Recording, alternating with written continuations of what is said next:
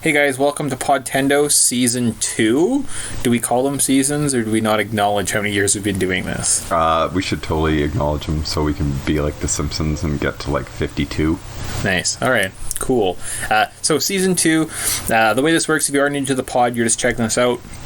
We're going to do about 10 to 15 minutes of talking of some type of probably pop culture aspect of our life. So if you're not really into that and you just want to skip ahead to the meat and potatoes, listen for a sound cue, a song will play. That will take us into the main show. The main show is kind of a retrospective look back at whatever the game is that you're listening to, and that's kind of how our shows work. So, starting with that, Tyson, do you have any topics for today? Well, I kind of do, and I kind of don't. Depends on if you want to talk about it or not. I've been getting really big into Stephen King books, and especially since he has 2 movies coming out this year, both of which could be good or could be bad. And we kind of grew up in the generation before him, but is there any good like horror novels or any like novels that you've been big into? I know. That's a weird long just question. Because my arch nemesis in life is R.L. Stine. Yes, I don't know if you knew that. Did you know that about me? I did. Stephen King is the master of horror. R.L. Stine is the master of throwing shit at children. It's true. Basically, Go on. I randomly discovered Goosebumps again through a show called Goosebuds. So they're buddies that listen to Goosebumps, read them. I have a bunch of the PDFs on my phone or on my iPad, read through them occasionally, listen to them. We laugh. It's good times. It's just very asinine, that guy. Like, his writing style is so poor. And I've always said I can do different. And I actually write my own series of books called Mick Bumps. Yeah. Modern day takes on Goosebumps stories. Some of them, not bad, you know? Like, there's morals. Yeah. Some of them aren't really scary, but Goosebumps were never scary, you know? And sometimes didn't really have morals or taught, like, a bad moral. But we also grew up in Canada, where they had, well, if you're familiar with the Goosebumps TV show, is Are You Afraid of the Dark? And I feel like Are You Afraid of the Dark did it so much better. Are You Afraid of the Dark is so good. It's so much better than Goosebumps. So, yeah. How the hell did he get so big? And anyways. Well, it was the Scholastic Books, the book series, because you remember getting that little paper crappy newsletter every month, and you'd be like, Mom, buy me some books. And what parent is going to be like, okay, yeah, you want books? All right, that because people that read typically are a bit more literary. Like, I know when I tend to read more, my vocabulary seems a little bit better. My thought processes are firing. I'm not like stumbling for words as much. Versus when I'm not reading as much, then I find like I have kind of those, my mental faculties are a little bit slower. I mean, I still stumble and mutter, but that's between me and my speech impediments. So shut up. Yeah, and I think both being active listeners to podcasts and I'm trying to be more of an active reader, especially since I've been reading so many textbooks for so long, and I find people that when you're in high school, you go through, you have to read books kind of mandatory assigned. Either you do or you don't. It's kind of up to you. And then when you get to university, you basically get dumped on textbooks and say work your way through them. You could just go to the lectures and just read the notes or like the actual slides, but you're always going to be missing all the knowledge.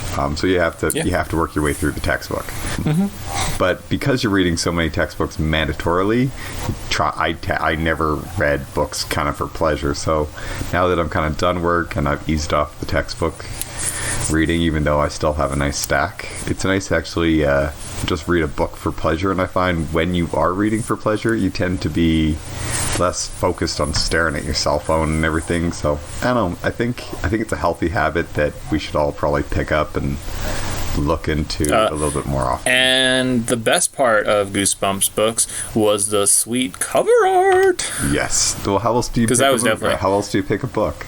cover art. Yeah, because that was the only reason, like, you'd go to these book fairs and stuff, you'd walk around and be like, oh man, look how cool these Goosebumps are. And you'd grab some based on, like, the scary skeletons or the monster or the ooze that was on the cover, like the scary hand. It was never about the content of the book. Like, I'm sure of, let's say I owned 20 Goosebumps books as a kid, I probably read like 3 of them. Yeah, but it's all about that cover art, man. Yeah, like, all about the cover art. Rich people collect art paintings. Children pick up Goosebumps books because they like scary images on their bookshelves. That's one of those things, like, as a collector, like, if I ever wanted a really nice bookshelf, I might see if I can find like a reprint of every Goosebumps book or something like that and put it on there, because I think that'd be kind of neat. Yep. I'm actually, to kind of segue back to my original thought, actually trying to collect every single Stephen King and work my way through his publishing chronologically, so you can kind of see as he develops as a writer. Okay. Well, so just as like a personal point on that topic, is there some type of website? Do you know if you could potentially say, hey, I'm collecting Stephen King books. These are the ones I have. These are the ones I need. So then if people want to buy you gifts for something, they can just go to that site and be like, oh, I'll buy Tyson like these 3 books or something. Like, is there a website that exists like that? You know, there probably is, because I know for a fact that, you know, in video games, there's a website where you can almost go online and these are the video games I own. So anyone can look you up on that. It's kind of like social media that way. But it just, this is your collection. And there's it for movies. There's that thing for video games. And there's got to be that for books, right? And you can actually have like these are the books I have. These are the ones I'm interested in. And yeah, it's kind of neat. And it even gives you kind of some recommendations. So if you're looking at other people's things, they're like, yeah, it could be. At least that's what the video game one is. I never remember the name of it. Oh, okay. Well, I wonder if, like, just on Amazon, if you could just go to, like, the Kindle store or something like that and just say, these are the books I want, and make, like, a wish list, and then people could log on and see, like, what do you want, right? And just gift them to you. That's true. I do actually need to invest in a Kindle, but it's something about that paperback. Yeah, well, because I have, when I was visiting, or I was on my trip a couple months ago, I bought the first Game of Thrones book. So I have the series somewhere. Then I bought the first one on my iPad, and I read through it at work once in a while, but there's something just like satisfying about sitting there with a book and like flying through it and like kind of roughing up the pages and getting to make have like bookmarks and whatnot. It's very satisfying. Yeah, and just seeing your progress. Like, I know I just use like a recipe card, but just like seeing from where you went at the very, very beginning to like after a month of reading, you're like, wow, I'm not a fast reader. I only ever read all my lunch. Gotcha. But so like, it's just nice to see it like after a month, you're like, wow, I literally have a quarter of the way done, or a quarter of the way left, and then I'm done. Feels good. That's fun. And actually, this is a kind of a weird segue into a weird app that I found last week called Hooked, which is this app company put together this literature that is, people have wrote stories via text messages. And the story is told as a communication between 2 people, but it's like through text messages, so how they would appear on like your Android or your Apple phone. Yep. And you can scroll through and read these little stories. The first one was called The Watcher, and it wasn't the worst thing I've ever read. Interesting. The next one wasn't great. Then they got to like just being the fucking stupidest thing ever. So clearly they had maybe like 5 good stories built, and they're like, let's put it out an app. But you can't just put out an app that has 5 stories on it. You need to make more. So they obviously just were paying people to write stupid stories like that were just nonsense. Yeah. And the way it works is they're broken into parts, and you have so many clicks, and you're allowed to basically read half a story, and then you run out of hoots for the day, and you want to subscribe to have unlimited hoots. So they're trying to get money from you, but you can do it all for free. I read it for about a week and then just got really bored, and they were just really stupid, and they're also not, I don't think text messaging is a great form of storytelling. Yeah. There is a thing on Reddit, like reddit.com, where it's called No Sleep, and just basically people tell like really creepy stories that happen to them, and my favorite is you read the comments down below and people are like, oh my god, I can't believe that happened, what did you do afterwards? And you're like, Jesus Christ, guys, it's a written first person narrative, half that shit's bullshit, but these people like read it like this is what happened, man, for sure. No, like it's like creepypasta, right? Yeah, exactly. So there's some good ones, and then there's some ones where you're just like, okay, you have lost me. This is now all BS, and I'm no longer interested. So it's a hit and miss game. Fair. And I think that solid writing can make up for a boring kind of story. Like a good writer can make it interesting no matter what. So yeah, no, I agree. So there's kind of there's the evolution of horror. So you got the King and Stephen King, the King of horror, to like the more R.L. Steinsies of the world, into the Are You Afraid of the Darks, to nowadays, where are you going to find most scary literature? Probably a creepypasta or these stupid Hooked apps. By the way, don't download Hooked. It fucking sucks ass. Like, it was terrible. So fair enough. Thanks for the not recommend. Yeah, it was like, I mean, I kept reading, like, I read them throughout the week once in a while. I was like, I don't know why I keep doing this. Also, the timer doesn't make sense. It'll refresh in 30 minutes. So I was like, all right. So I went back in 30 minutes and like, oh, it'll refresh in 45 minutes. And I'm like, but the time just changed. Like, I don't get it. Yeah, so I don't know if like the app has to just continually be running for the timer to go or something, or what exactly is going on. But I was like, yeah, friggin'. So with that, before I get more frustrated with my stupid apps, I want to get into today's scary game. For sure. The Contra unit needs you.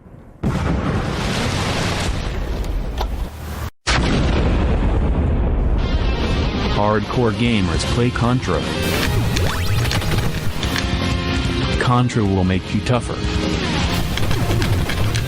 Contra will put hairs on your chest. Contra for the Nintendo Entertainment System. Gun, headband, and explosions not included. Welcome to the Podtendo podcast, where we analyze, reminisce, and replay the glory of old Nintendo games. We can be contacted on Twitter at Podtendo Podcast, email us at podtendo@gmail.com, or check us out on Facebook at facebook.com/Podtendo. I am your co-host, Rubik's Cube Master Mick, and I'll be joined every episode by my co-host, Chancellor Tyson. Hello, welcome. Welcome to the extremely gun blazing, macho man raising, bicep flexing, mohawk haired game series, Contra. The manly man's game. It's very manly. Yeah, manly. Do stuff. Manly. This game first was released for the arcade in February in 1987, and on the NES, February 2nd, 1988. So a year later. How Long to Beat has this title at 1 hour. It's not very long. Actual retail price was $49.99. If we factor in inflation, that would be about $89 today. Current eBay price, about $60 to $180. $60 for a loose cart, or upwards of $180. And there was an assortment of games. So for $180, you get these games: Rad Racer, Where in the World is Carmen Sandiego, Zelda 2, Super Mario Bros. 3, Metroid, Contra, and Twin Eagle. Is that a thing I should buy? It's very tempting. Like, I mean, right? Zelda They're all loose carts. They all work. Yeah. Zelda 2 is nice to have, especially if you don't have it. Super Mario World 3, it's one of my favorite NES games. Metroid. I mean, Contra. Rad Racer. Yeah, and Where in the World of Carmen Sandiego, you can test your geography knowledge. I'm the smartest geography person ever, in Canada at least. So, only when they let you even participate in the contest, or they make up some bullshit rule, because you'll win. Yeah, it's true. I'm too old. It's too bad. Or too talented. All right, so I'll think about it. I might have to buy a new thermostat thermometer, or a new what is it called? Engine coolant thermometer for my truck. So that's where my money might have to go instead. Ah, shucks. Yeah, it happens. And eShop price, it's $5 on the Wii and the Wii U. Also, I might have an emulator that has literally every single NES game on it, and I can just play them. Although I don't recommend playing emulators. That's bad. Buy the original. Give Nintendo money. Yes. Always Give all right. money. Or, you know what, buy multiple systems and buy that game on multiple systems, because that's the only way that you can buy games.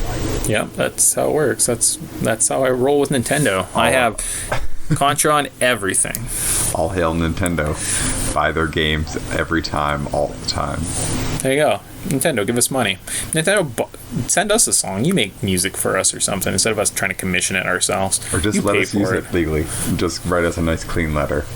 Well, that's actually probably even a genius idea. Maybe I should just write to Nintendo and see what's up. All right.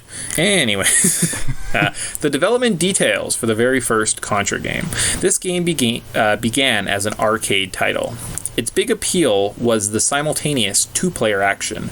The series is named after Contras, a group of CIA-backed Nicaraguan rebels who were frequently in the news in the U.S. in the 1980s. That was a well-written sentence. The series has spawned 11 sequels to date. That was literally it for development information on this game. No idea, like, who designed it, what the team looked like. Normally that kind of information I get to. I was like, how many people worked on it. Yep, none of that good stuff. It was just kind of like, this is it. And, like, I looked everywhere. Like, usually I just go Wikipedia. Maybe I'll do, if there's, like, a Contrapedia, and get my information from there. Literally nothing. I went and looked at old interviews. Nothing. Apparently no one really cares about this title. So I was like, all right, cool. Now, the Konami Code. Let's talk about that Konami Code for a second. Do you know it as the Konami Code or the Contra Code? I always called it a Contra Code, and then within probably the last 5 years, it just kind of became the Konami Code. I don't know if people have just kind of changed how they talk about it, but I noticed I for sure used to call it Contra. Now I definitely call it Konami. I caught myself even doing it. It was weird. Perfect. So the Konami Code is up, up, down, down, left, right, BA. This code was first used in the 1986 game Gradius for the NES. Contra popularized it and has been since called the Contra Code. This code was created by Kazuhisa Hashimoto. One of my favorite parts of the show is butchering Japanese people's names. I don't envy you. Yeah, who developed the port of Gradius for the NES. Finding the title was too difficult to playtest, he used the code during testing and forgot to remove it. In 2017, the Bank of Canada placed an Easter egg on their website promoting its new $10 bill. Typing the Konami Code on the website plays the national anthem and fills the screen with animated banknotes. Why? I can't explain, but it is one of those things where the Contra Code has been kind of well accepted across the entire. It's just been kind of a thing about pop culture nowadays. Like when it goes from making, did it show up in Wreck-It Ralph? I feel like it did somehow, and it's made its way into a couple movies. So as soon as it does that, I guess people tend to like to reference it. Okay, well, I guess the question we should be asking is, what exactly does the Konami Code do, Tyson? Gives you 99 lives. I thought it was 30 lives. Oh, maybe it's 30. It feels like 99. Yeah, fair enough. So these games are really tough because they were in the arcade. Arcade games were made to suck quarters. So you were given 3 lives to try and beat this game. Every quarter you put in got you 3 lives. You could kind of just keep pumping quarters in and get you through the game, which is fine in an arcade. But when I'm sitting at home playing my NES, that I've already paid for, that I'm not putting more quarters in, what's the point of just having these extreme difficulties? There was none. Hence why games like Gradius, Contra kind of got the Konami Code to kind of help players along, for lack of a better term. So yeah, and when you're playing this game at home as opposed to the arcade, you kind of like having the convenience of not having to just try to, how the hell do you pump in more quarters? You don't. You just literally, the game just restarts. So yeah. Oh yes. All right. So moving on to the controls for this game. So this game has a series of perspectives, side-scrolling and third-person. You can move left, right, jump up or down cliffs, as well as shoot in all 8 directions. You start with a rifle with unlimited ammo, which can be upgraded 4 times. So there's a machine gun, which is kind of a faster rate, a spread shot, which shoots in 3 directions, fire, which is kind of like a flamethrower, and a laser beam, which I hate. Yeah, spread shot's the best. And yes, once you get the fire upgrade, it's almost like a hindrance. Yep. And then it gets to the laser, and it's just, you almost want to die so you can start all over with a machine gun. That's not a good thing. Machine gun or spread shots are definitely the way to go. Yeah. So the 2 main characters of this game are Bill Reiser, he's blonde, and Lance Beam, he has dark hair. The directional pad controlled the player's movement as well as the direction they fired at the same time. 80s kids' minds were blown. So not only did you move forward, but if you moved forward and pressed up, you shot up while you ran, or you might shoot in a diagonal. Could you imagine? Yeah. I just wish that there was a button to stand still. Yeah. As soon as you press forward, you're just running forward. Like, fuck. Yeah, it's fun stuff. First memories of this game, not much. I remember hearing something about the password, and it was hard. I think I played Contra once at a friend's house, but I wasn't too invested and didn't go dive back into it. This is probably the second time I've ever picked up, and it is the first time I've completed this game. Yeah. First time I played, first time I beat. Perfect. All right, so we're going to jump into our Wayback Machine, and we're going to go to, where are we going? February of 1988. So February 1988. One of us may not even have been born yet. Yep. So we go to watch our favorite show, The Simpsons. What happens? It didn't even exist yet. So we wouldn't even see an episode until December 18th. When A Simpsons Christmas aired. So it was just a Tracy Ullman short at this point, so that's sad. All right, ready for these songs that we've never heard of? Yeah. Or do we just skip it? I don't know. No, I think we should go through it, keep some consistency. Okay. All right, so top 3 songs for February of 1988. You Need Tonight by In Excess.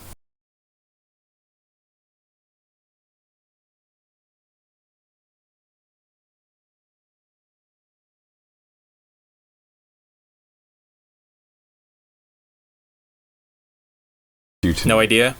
Yeah, I Need You Tonight. Okay. I think I remember it, but okay. Yeah. All right. Number 2 song was The Way You Make Me Feel by Michael Jackson.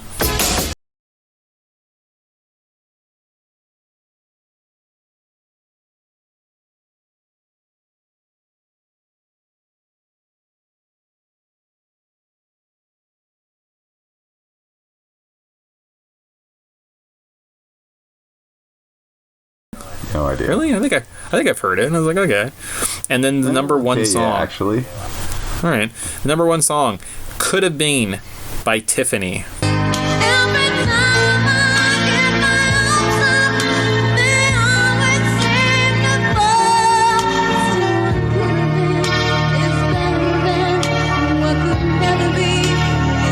Maybe we should just skip the music session. Yep. Yeah, I gave you an out, but you were like, no, let's listen. Well, terrible. If anything, you're like, I get to spend time putting 5-second music clips in this, so that's fun. That sucks. I'm sorry. You can just skip that and cut that entire point. I like it. It's funny. All right, so for TV, you would be watching top 3 shows, February 1988. The Wonder Years, Roseanne, The Cosby Show, and Cheers. So it's kind of nice. But then you're like, hey, you know what? I'm sick and tired of listening to Fred Savage or Mick Rutschman before he... I think at one point I was claiming I was Fred Savage. So it's nice that my TV show made it to the top of the charts. That's fair. I'm also always confused by what was the Wonder Years and Little Monsters, that show where Fred Savage and there's that monster under his bed and he goes to Monster Town. Were those in the same universe or were they different elements? They could have totally been the same universe, because I think... Yeah, in my mind it was just like... The Wonder Years, I don't even remember it. I haven't seen an episode in years. Really? So it was him going through things, and then there was like a voiceover, and he's like, if I only would have known that for that moment, me and my father's relationship would never have been the same. And there's just like Fred Savage looking blankly in the screen. Oh no, I remember it. I just can't remember the actual like characters. I couldn't name another character from that show. You know what I'm excited for is when we find a game that came out around the same time as dinosaurs, and we get to talk about dinosaurs. Yeah, or we get to, or like Star Trek. How come Star Trek never comes up? Maybe because the first one's over and Next Gen hasn't popped up yet. Oh, that could be.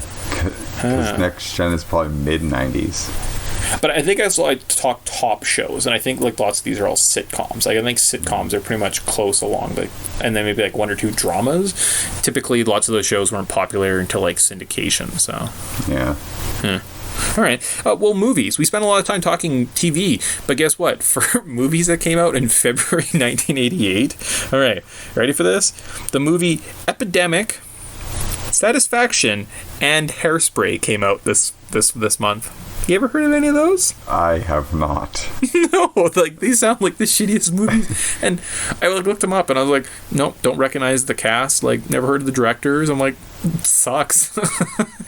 Like, wow, what a really black hole of a month. Yeah, well, I think like 1988, like I almost kind of feel like that was, they literally had summer blockbusters and that was it. The rest of them were, you get to watch Satisfaction and Epidemic. Brutal. So, yeah. And then games that were released. Nintendo Power was first released in 1988. So, you could be buying a copy of Nintendo Power or a subscription. So, it's kind of exciting. Video games. This is one I didn't look into, but I feel like maybe we should play it for the show or look into it. The Shadows of Mordor. What the hell is the Shadows of Mordor? The Shadows... Remember that game, that new one that came out, and you're like a ghost ranger that runs around, and it's Lord of the Rings? Yeah. There was a game called The Shadows of Mordor, and I was like, that's weird. Interesting. Now, this also was a list of top games in Japan. I figured this out after the fact, so maybe we've actually never seen Shadows of Mordor. But also Mega Man 2, Final Fantasy 2, the real one, not Final Fantasy 4, Super Mario Brothers 2 and 3, and Who Framed Roger Rabbit, which was apparently a really big deal in 1988 in Japan. So, Shadows of Mordor. Put that in the old memory banks because we might have to check this one out. So I see it. It's for the PC. Oh, okay. Then maybe we'll skip it. But also, I don't know. Maybe it's worth looking into at some point. Yeah, definitely. Especially since it is actually based off Lord of the Rings. Back on topic. Really? Yeah. Fascinating. All right. So we'll carry on. Bringing up Lord of the Rings, that has a good story. Let's talk about the story. Another amazing segue brought to you by the people at Podtendo. Nailed it. Story. Hopefully you guys have your testosterone pumping for this one, because it gets my muscles rock hard. In the year 2633, the evil Red Falcon organizations have set a base on the Galapagos Archipelago near New Zealand in a plot to conquer the world. Two commandos, Private Bill Rizzer and Private Lance Bean of the Contra unit. At ease, soldiers, an elite group of soldiers specialized in guerrilla warfare, are sent to the island to destroy the enemy's forces and uncover the true nature of the evil entity controlling them. Yay, the story's done. Hooray. Wow. All right, that was power through these level notes. Story I've ever heard. It's pretty.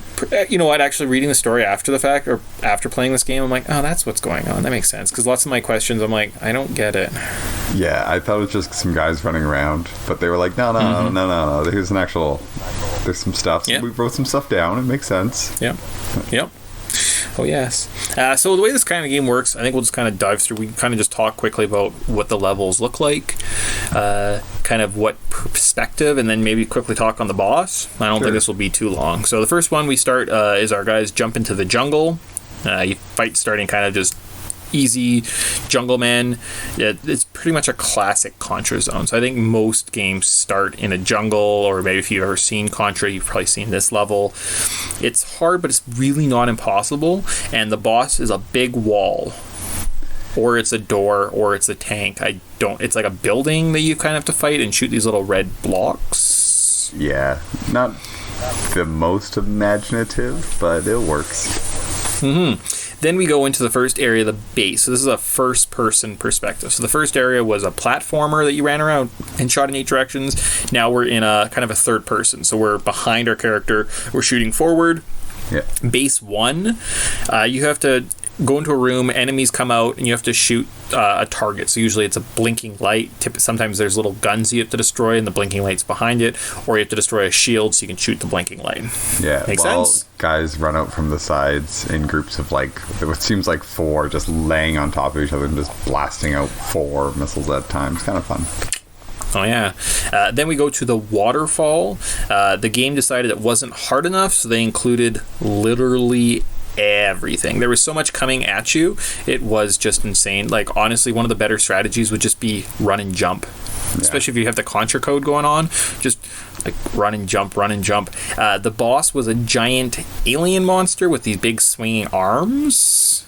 He kind of looked like a queen alien or something, or like a xenomorph, right? Yeah, it's called like Shadow Beast or something like that. Okay. Yeah, this was the first hint that aliens were actually in the game. Up until this point, we were just shooting little flying like machines and people. So yeah. Off to base 2, similar layout to the beginning. Just make sure you dodge, duck, dip, dive, dodge, and you'll be fine. Was that all 5 Ds? Yeah, dodge, duck, dip, dive, and dodge. Yeah. All 5 Ds of dodgeball. Nice. Been on snowfield. Yeah, so onto the snowfield. I didn't really understand the inclusion in the zone, and then later I found out that we were in New Zealand, and I was like, well, maybe New Zealand has like snow. But initially I was like, oh, we're in a tropical jungle in South America and snow, and I was like, goddamn game. When did we go to the Arctic?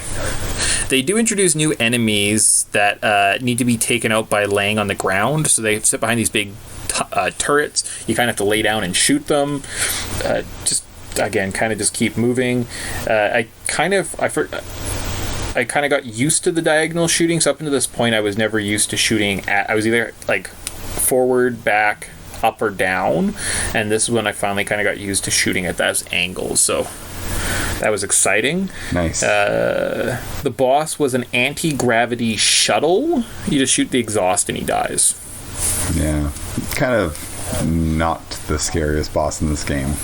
Mm-hmm. And then the game decides to really amp up the difficulty, and you go to the energy zone. And man, like, there was just so many trial and error parts here. So you have no health. One hit, you're dead. Yeah.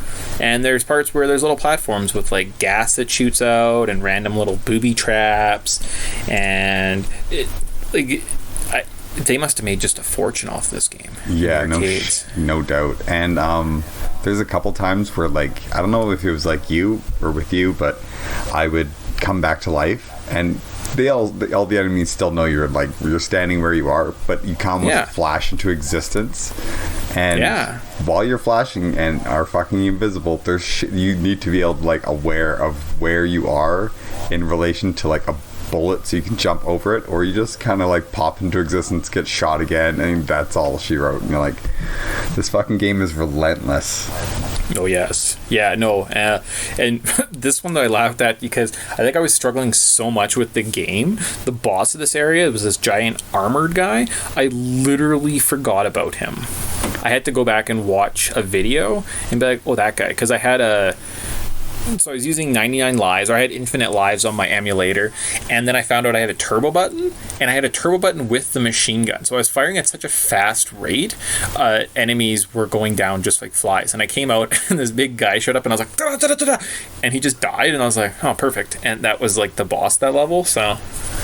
Nice. I also discovered turbo button in this game, this level, so pretty fun. You must have just breezed through it then. No, at one point I picked up the laser, and the laser doesn't work on turbo, so shitty. Really unfortunate. Yeah. From here, though, we end up into the hangar. This area is just ridiculously hard. The environmental traps and enemies were just super abundant. The boss was the alien Lair defense, so it's very similar to the first boss. He just had kind of a bit more going on. Yeah. So again, kind of like a big door, guys would run out and shoot you. You just have to make sure that you're always moving and shooting, basically. Yeah, this kind of reminds me of a little bit of a factory with like giant spiky parts. Yeah, it's a big pain in the ass. Yeah, but now that the alien lair defense is down, we can go into the alien lair. We're in the final area. We finally actually see aliens. They're only enemies here, and I was like, oh, okay, that's weird. Where did all the men go? And like straight up aliens from the movie Alien and Aliens. Yeah, and like the there's these little like head huggers just running around just like everywhere. And like as soon as I saw them, I'm like, okay, this is exactly like Aliens. Yeah, like they're not even subtle about it. It's just these are aliens. Yeah, these are like yeah.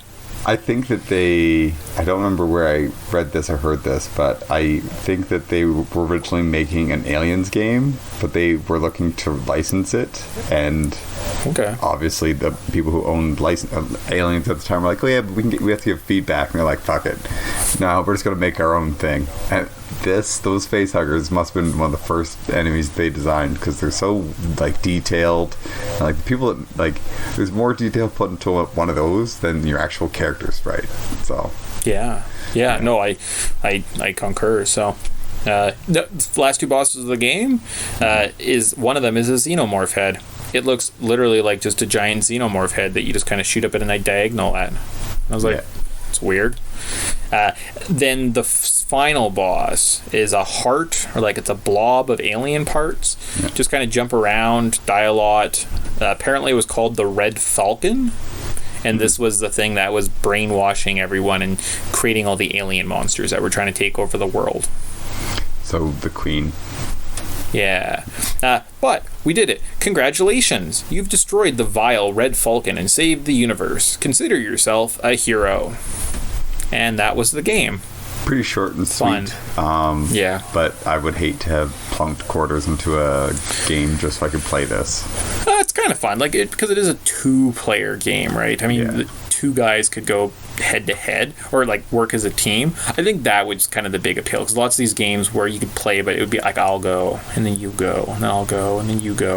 Yeah. So I could definitely see that from that appeal, and it is just, like, super, super macho and super... I was going to look up the term, but I forgot what it was. But it's kind of that like hyper masculinity that you get in like a G.I. Joe game, where everyone's like big and muscular, and they like all wear these tight little shirts, and their names are like Hawk and Dagger and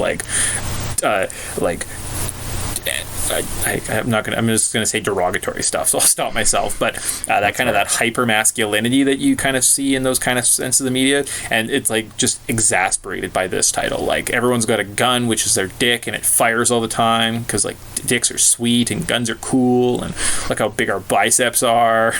So it's definitely kind of like the heart of like the heart of like kids when they have that nostalgia going on, like you're little boys and they're like, yeah, I want to be sweet and check this guy out and go Arnold Schwarzenegger.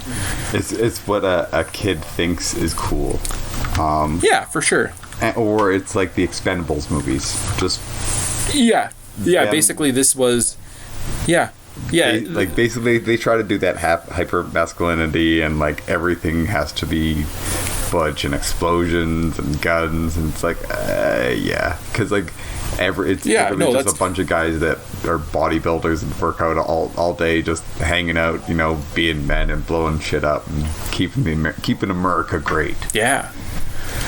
So no, that's like Expendables is great. Expendables is almost like the Contra of the Contra the movie. Yeah.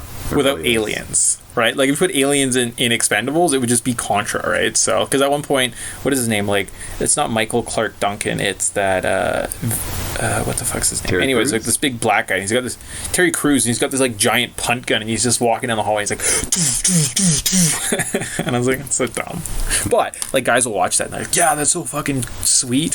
So that's basically what this game was trying to appease. And it's funny that it started off with like young boys in the 80s, and now it's expanded to the boys that are now grown up in like their 30s and 40s. It's just now movies of it. So yeah, well, and I think it also came from that's like the Arnold era of oh yeah, action movie, action heroes, action stars. Yeah, and everything has to be bigger. Whereas like bigger, action heroes nowadays are like Tom Cruise, and Tom Cruise is like 5'1" and not the most masculine guy. Yeah.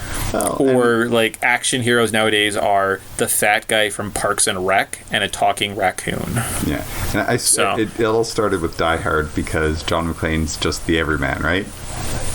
And then he's flying through helicopters on a bike and blowing them up 2 movies later. So yeah, exactly. So yeah.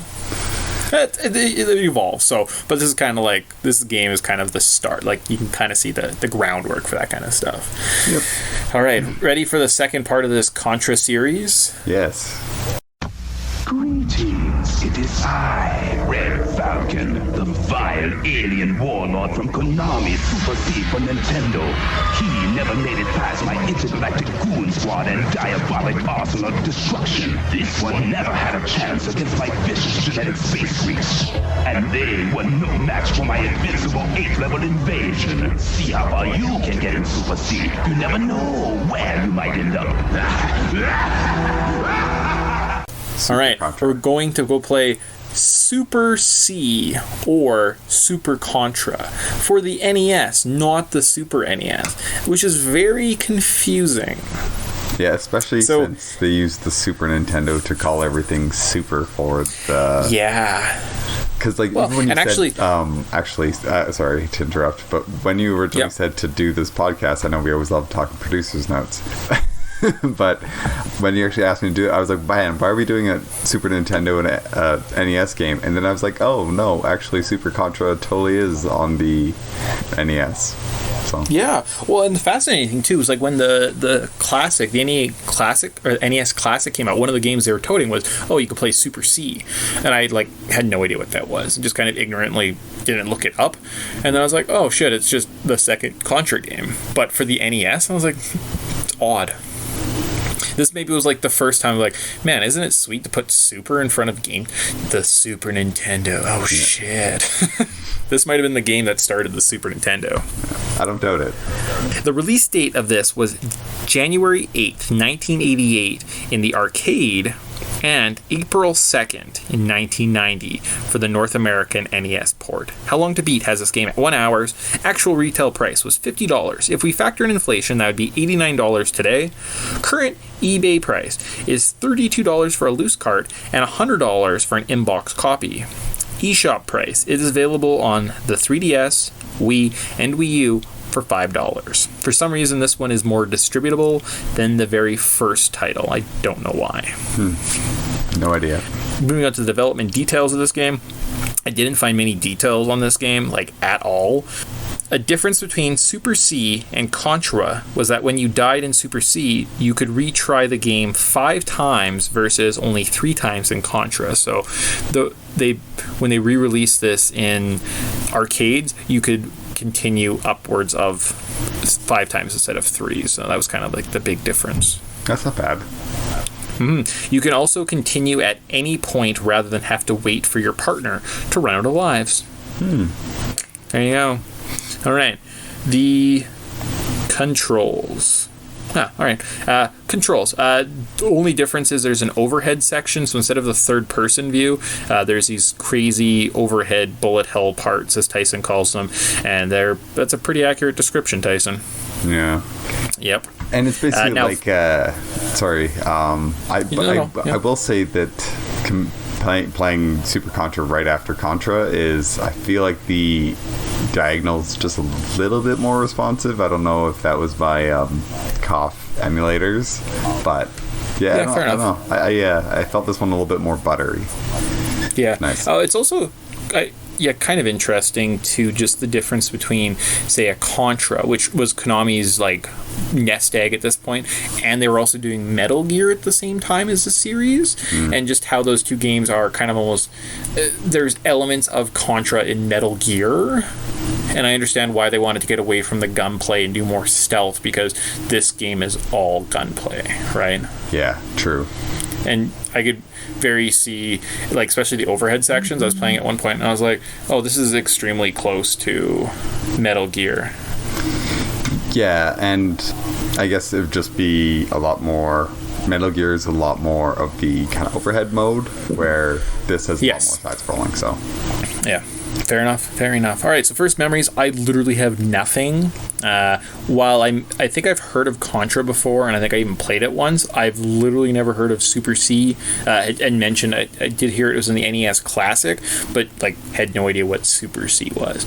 Although, when mentioning Contra to Alex, he was like, oh man, Super C, that was a sweet game. He's like, I remember my dad once beat it with like no continues or something like that, like top to bottom. And I was like, man, Dad was really cool. like also maybe one of the best video game players I've ever met, apparently. So neat. All right. Do you have any first memories? No, never heard of it. No, I already kind of touched on how I was surprised that it was on the NES. Yeah, fair enough. All right, so we're gonna go wow, I'm just we're going to go into the Wayback Machine. We're going to go into, where are we going? April 2nd, 1990. Ooh, so April 1990. If you're running around, wanted to watch your favorite TV show, The Simpsons, which episode are we going to watch? Homer's Night Out just came out. Homer dances with a girl at a stag and disgraces himself and his family in what is going to be the worst thing Homer Simpson ever does. Yeah, I swear we've actually talked about this episode before, because... Really? Yeah, or either that or I've talked about this recently with somebody, and we both kind of agreed that, like, I feel like Homer doesn't really do anything wrong. Like, he's just like, I ain't touching her or anything like that. He's just dancing with his like arms up and his belly showing. You're like, that he's dancing in the most PG manner. Yeah, like this woman, her life skill is she's hot, Princess, I don't know the name, that's shame on me, Simpsons fan, and she's not a stripper, she's an exotic dancer, like she's a belly dancer. Yeah. And the fact that he's up on the table dancing and being drunk, like he literally does 10 times worse things at the start of every episode, you know? But it's also kind of that innocence that like 90s TV had, right? So yeah, and this was controversial at the time, to watch how different it was. And I think maybe that, again, the big thing that people were like hated about it was that he did that in front of Bart, got drunk and like was dancing with other women. I think that was the big message that they were trying to hammer home, but you're like, yeah, it's kind of a stretch. Very true. All right, so we're on our Wayback Machine. We're going to turn on the radio. Do you want to know about the top 3 Billboard songs of this year? It's totally up to you. All right, so number 3 top Billboard song of April 1990 was Black Velvet by Alana Miles.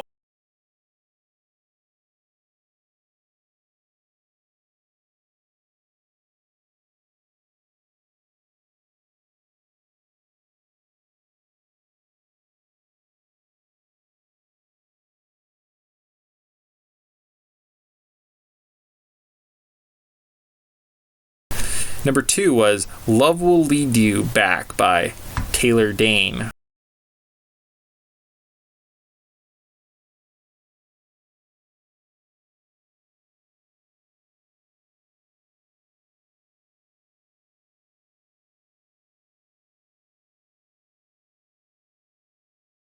Well, I'll Be Your Everything by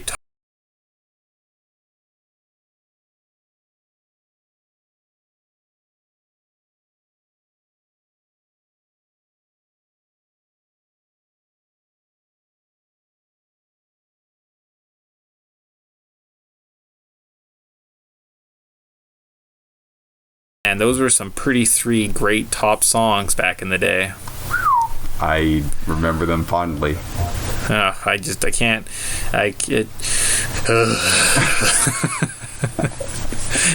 Oh dear. Yeah. What have we got all right. into? Yeah, maybe, at some point though, like, we're gonna get to like, oh, I remember these songs. Like, we're gonna go further into the future, not back in time more, I would imagine. So hopefully at some point we're like, oh, I've heard that song before. Cool. Once we hit the Super Nintendo. Yeah, on TV, Beverly Hills 90210 was on. The Fresh Prince of Bel-Air just started. Bobby's World could be seen. Tiny Toons Adventures, Tailspin, The Adventures of Super Mario Bros. 3, Captain Planet, and Twin Peaks first came out this year. So, TV picking up a little bit, Yeah, it's getting there. It's getting there. Yeah. Some good ones. Movies. Did any movies come out? So let's see. Teenage Mutant Ninja Turtles came out in March. So April 2nd, probably Ninja Turtles still in the theater. So that's kind of cool. We could go watch that. But it is April. And the biggest movie that comes out this month is Ernest Goes to Jail. Yikes. Literally, that was it. So I literally never heard of any other movies that came out. So it's Teenage Mutant Ninja Turtles, then you watch a little Ernest Goes to Jail, and then that's it. So yeah.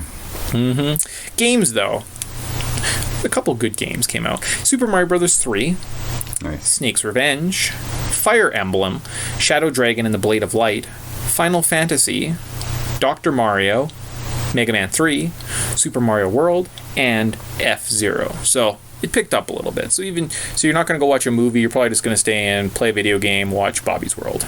Yeah, just play lots of video games. Great, keep you busy all year. Wait, Bobby's World came out in 1990? I feel like that was a show that was like on Fox Kids in like 94, like 96. Yeah, for some reason I feel like living in Canada, we got TV it shows later afterwards because the licensing was probably cheaper. That's fair. I mean, I do feel like Bobby's World kind of sucked, so that would kind of explain it. Yeah, or maybe it was like, maybe we started getting or watching Fox Kids and Bobby's World was one of those shows that was already on. Does that mean it was kind of like the established hit? Yeah, and it was like maybe on its like 4th or 5th season, and then we were just watching reruns from there. Could have been. So. Interesting. Oh yeah, from 1990. Okay, fair enough. Huh. My bad. All right, let's move right along into the story. Oh, your muscles better still be pumped up from last time. A year after the battle with the Red Falcon organization, Bill and Lance are sent on another mission. This time, the alien forces have taken over an allied military base, possessing most of its troops. Bill and Lance must not only fight their former comrades in arms, but also the new mutated forms of the same alien creatures they fought during the previous mission. Soldiers, I wish you luck and at ease, boys. I don't know if that's a military term or not. I should be saying something like, go get them, or up and away. God damn it. Man, I can't believe how the world just dissolved after we did all that hard work. The bad guys came back, It's very disheartening. Good thing we got Bill and Lance again, or whatever their names are. Name. Yeah, that's it. Bill and Lance. Good job. Yeah. All right. So, Area 1. Remember how we talked about that sweet jungle theme that starts off every Contra game? This game starts off in a destroyed city. So, way to prove us wrong. Stupid Contra. Basically, you get dropped in the middle of a war zone, and you have to battle your way to higher ground. The boss was a helicopter, but it also might have been an evil alien or something. I'm not really sure. Yeah, this beginning kind of reminds me of like the beginning of Terminator 2. It definitely had that like Terminator 2 vibe to it. So Yeah. So that kind of that hyper masculinity that we were talking about, what was big here, everyone was talking about the beginning of Terminator 2. It's 3 minutes of a movie that people were like losing their shit over. Yeah. So they're like, well, I'll just put this in the game. And it literally became what people wanted for the franchise for the next 4 movies, and then or no, like 3 movies, or maybe 2. Doesn't matter. Yeah, it's always fascinating when like that's like the biggest part of a Terminator movie is like just a throwaway like visual effect at the beginning. Yeah, James Cameron was like, I'll spend some of my time doing his bread and butter, which used to be, he used to do visual special effects. Yeah. Yeah. Fair enough. All right, so we're in Area 2, which is the overhead hell. This is kind of where you're overhead. Things are just flying at you. It wasn't... this area was overhead instead of the third-person view where it was on the last levels, and it was at least manageable. And I say at least manageable because the next time we're overhead is really bad. Really, really bad. The bad guy here was the Tri-Tank, and I basically just used Spread Shot and Turbo to make quick work of them. So I have Turbo buttons, I have infinite lives, I'm playing through this game as quickly as possible. Yeah, me too. Good times. I don't want to spend more time dying. I tried to do it legitly, and it was so painfully frustrating that I was like, I'm just going to turn on all like infinite lives and just be done with it. Yeah, I should preface that too, that I did try my hardest to play the game legitimately, but it was just one of those things where I was like, well, that was 20 minutes and I didn't get anywhere, versus infinite lives I was able to almost like beat the game. So thanks, cheating. You're the best. Area 3. Now we're in the jungle, but it's only one level jungle. So the other one, there was probably 3 levels. There was kind of the water, cliff, and then kind of the top surface. This one, you're just literally on the surface, nowhere to go. It's kind of boring. There is a walking mini tank boss in this part, and the second one was there was these stupid pits, so you'd be walking around and the ground would start to shake, and I fell into every single hole. Like, I'd be standing on the platform as it started to go down, and I would sink and die. It was super frustrating. So I am not best at platforming in this game for sure.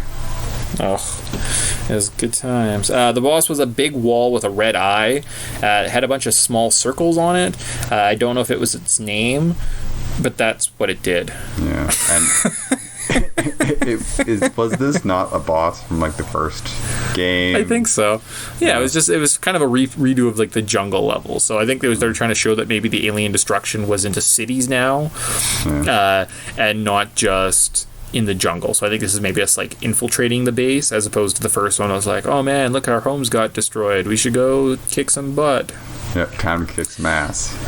Yeah. Then we go to the factory area. We're still fighting humans, but this area is a bit more vertical. So rather than moving left to right, we kind of have to move up and down. Yeah. The boss was Hawkmen that jump out at you.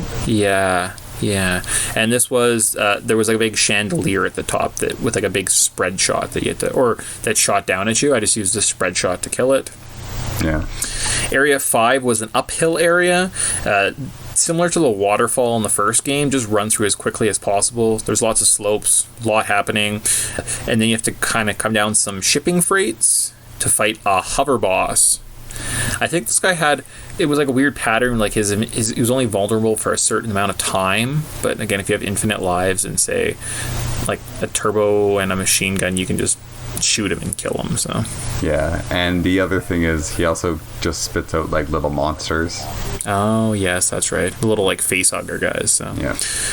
All right. Now we're in Area 7, the alien nest. This area is actually kind of neat. You have to go down vertically, so you start at the top, and there's a bunch of face huggers in this area. So like literally there's little pods. They kind of like go bleh, and these little creatures run at you. And I was like, that's just straight up alien. Straight up alien. And everything looks like it has teeth, and you're walking on skull and bones. Yeah, but like the way you go down is there's no even access. You just kind of point your gun down and you actually like fire a path for yourself. This is where I ended up with the laser, and I had no turbo access. It was really annoying. So brutal. Yeah. The boss here was you fight kind of a big alien skull that shoots stuff at you while hiding behind a shield. So yeah, just kind of jump dodge as best you can, shoot upward. The fact that somebody beat this legitimately, it's very fascinating to me, you know? There's some good gamers out there, man. I guess. And then Area 8 is the other alien nest. Not to be confused with the first one, but it's the other one. There's way more aliens. They do come fast. I actually got stuck at one point. I was coming up and there was like these little vertical ramps, and I didn't have enough room to... I had like moved the screen over, so I was kept spawning on the bottom platform, and I didn't have enough time to like do a running jump, and I just kept jumping into the pit.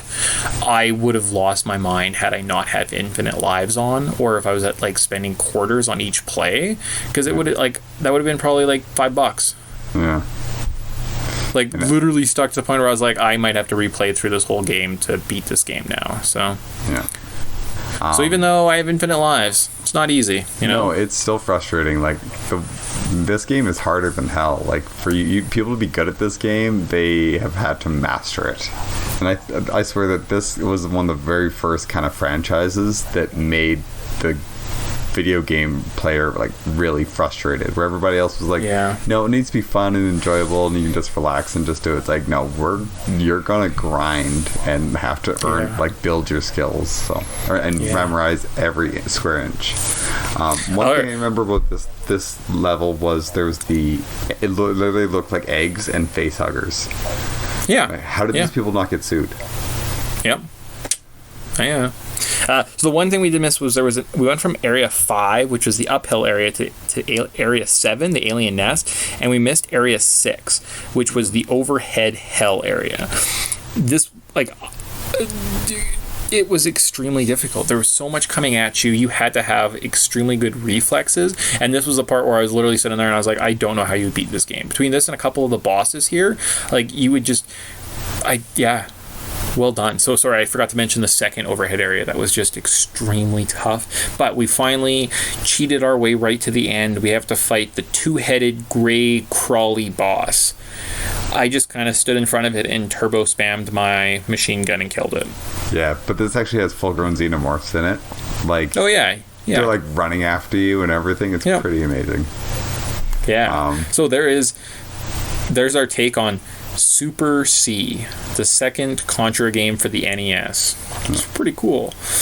Ending, when you're done, a helicopter is just flying in the sky, and then credits. So, good job. Yeah. All in all, a pretty fun experience. Yeah, no, I agree. And then, like, under current thoughts, kind of how I felt about this game, I definitely understand the appeal of these games. I'm not a huge fan of the run and gun genre. I do enjoy the multi-tier levels and the base levels in the very first game more than the overhead parts. After reading the story, playing through the game, and digesting it, I do, like, totally get it, understand the genre. It kind of had a note that it kind of plays on the themes of the 80s action hero style.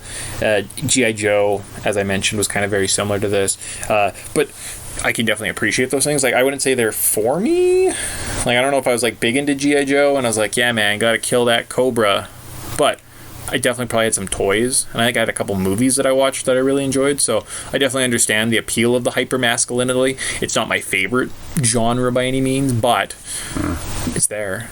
I mean, I guess I like Dragon Ball Z, and Dragon Ball Z is definitely like a hyper-masculine show too, right? So Goku can't wait to get those abs out there bulging, you know? I feel like I really enjoyed it. I didn't think that I was gonna like it as much as I did. The whole setup and the macho, all that stuff, I could care less about if I kind of want to turn my brain off and just enjoy explosions. I mean, I know what to watch. Yeah. But yeah, I think as a run and gun shooter, this is the kind of video game we needed to have to kind of help diverge a little bit more to the mature side, since there is aliens and all that stuff running around. Like, I wouldn't imagine little kids playing this. I'd imagine more like teenagers and more young adults and adults playing this game. So it's interesting. I really enjoyed it. Yeah. Fair enough. Cool. All right, so a final, are you buying it? And then we're good. So There was literally no theories, anything on the internet.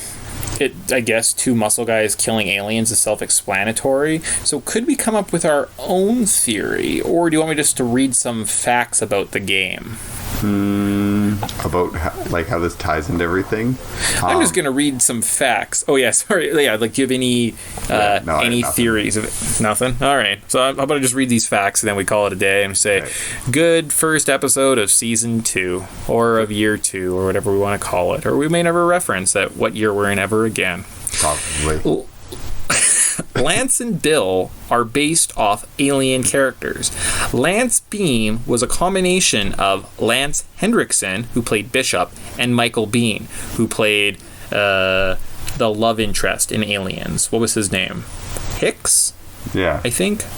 And Bill Rizzer was a play on Bill Paxton and Paul Reiser, who were in the Aliens movie. So that's kind of neat, right? So Lance Bean and Bill and Lance were, the characters. It's kind of neat. Bill Rizzer, Lance Bean. There you go. Arnold Schwarzenegger was the inspiration for the cover art from the movie Predators, which makes sense since the game basically ripped off Alien and Predator. The NES port was named Probector in Germany. Konami, because Contra was kind of a controversial topic and they didn't want to kind of reinforce, positive traits. I was like, no, that's fair. Good job, Germany. Wouldn't want any, governments to kill a bunch of people or anything like that. German bastards. Shit. Konami released an LCD handheld version of this game. Mint copies of early Contra games are highly collectible, and this game inspired a Vampire Weekend album named Contra. I did not know that. So there you go. How's that for me butchering some facts? Sounds pretty exciting, eh? Pretty exciting indeed. All right, so did we miss anything? I think we did actually a really great job summing up 2 NES classics that aren't really much more than an hour, and we spent half an hour on each, so I think we did good. Yeah, no, fair enough. Yeah, actually, you could almost, if you put this podcast on with one of these games, you could probably beat the whole thing. So, what in the time we're talking to you. So, neat stuff. All right, so I guess just closing and we're out of here. Thank you for listening. You can contact Podtendo on Twitter at Podtendo Podcast. Email us at podtendo@gmail.com or check us out on Facebook at facebook.com/Podtendo. The music of Podtendo was used without permission and is property of Nintendo.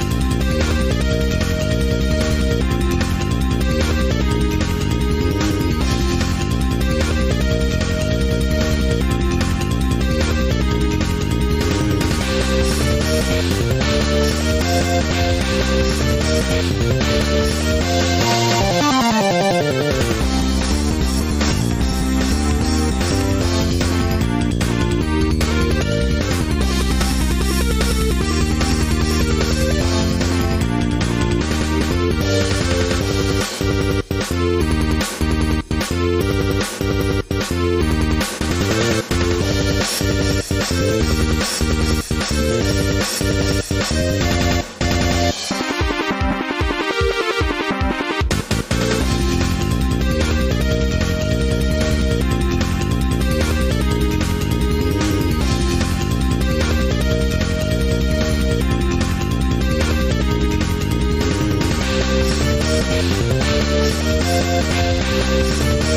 right back.